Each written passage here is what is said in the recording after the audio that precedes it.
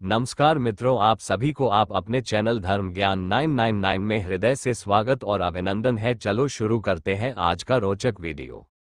महाभारत के अनुसार महात्मा विदुर ने धृतराष्ट्र को दुर्योधन का त्याग करने की सलाह कई कारणों से दी थी। विदुर नीति और धर्म के गहरे ज्ञाता थे और उन्होंने धृतराष्ट्र को नीति और न्याय का पालन करने के लिए प्रेरित किया। विदुर द्वारा धृतराष्ट्र को दुर्योधन का त्याग करने की सलाह के कारण अधर्म के मार्ग पर चलने के कारण दुर्योधन अन्याय और अधर्म का प्रतीक बन चुका था।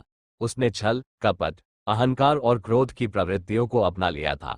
वह कौरव वंश के विनाश का कारण बन सकता था, जिसे विदुर पहले ही भांप चुके थे। धृतराष्ट्र का मोह धृतराष्ट्र अपने पुत्र मोह में अंधे हो चुके थे और उन्हें दुर्योधन के गलत कार्यों में भी दोष नजर नहीं आता था। विदुर ने उन्हें समझाया कि राजा का कर्तव्य धर्म और न्याय की रक्षा करना है, न कि अपने पुत्र के गलत कार्यों का समर्थन करना।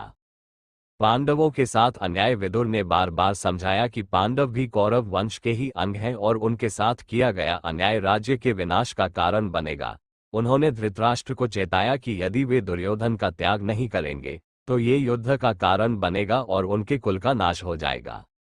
राजधर्म की सीख विदुर ने धृतराष्ट्र को ये भी समझाया कि एक राजा का कर्तव्य निष्पक्ष होना होता है।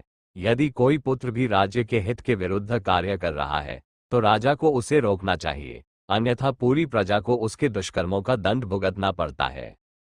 श्रीकृष्ण के सुझाव की अवहेलना भगवान श्रीकृष्ण स्वयं शांति प्रस्ताव लेकर गए थे, लेकिन दुर्योधन ने अहंकार में आकर उसे अस्वीकार कर दिया। विदुर जानते थे कि इस हठधर्मिता के कारण महायुद्ध निश्चित था, इसलिए उन्होंने धृतराष्ट्र को चेताया कि यदि वे दुर्योधन का त्याग नहीं करेंगे तो कौरव कुल का विनाश निश्चित है।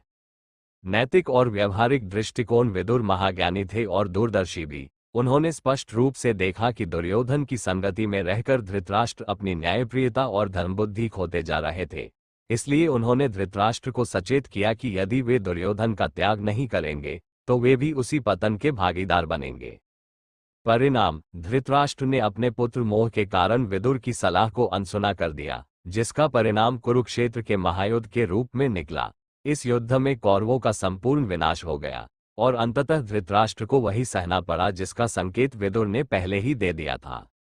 निष्कर्ष, विदुर ने अपने ज्ञान, अनुभव और धर्मबुद्धि से धृतराष्ट्र को सही राह दिखाने का प्रयास किया, लेकिन धृतराष्ट्र पुत्रमोह और संकुचित दृष्टिकोण के कारण इसे स्वीकार नहीं कर सके। विदुर की नीतियां आज भी नीति, धर्म और कर्तव्य के मार्गदर्शन के लिए प्रासंगिक मानी जाती हैं। वीडियो अच्छा लगा हो तो चैनल को सब्सक्राइब, लाइक, शेयर और कमेंट करना ना भूले। धन्यवाद। जय सनातन धर्म और संस्कृत। जय श्री कृष्णा जी।